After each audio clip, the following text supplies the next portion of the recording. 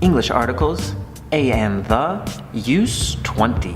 For the overwhelming majority of countries, we do not use the definite article the in front of their names, unless there is a noun in the name of these countries. Nouns like coast, federation, republic, and Emirates. I live in the US. Why the US? Because the S stands for states. The United States. Oh, they're from Russia. No article here, but look at this. They're from the Russian Federation.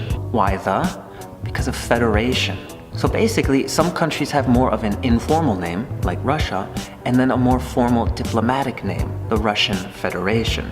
There are some other exceptions as well. Countries that always require the Netherlands, the Philippines, the Congo, the Maldives, the Bahamas, and more. Now let's talk about cities. For cities, we never use an article. He's from California. No article at all. Some provinces and some larger regions do use the definite article. I wouldn't memorize this. I would learn this as you encounter new regions. That way you can remember it easier. They're from the Southwest Territories. Here we have a region and we also have a noun, territory, the Southwest Territories.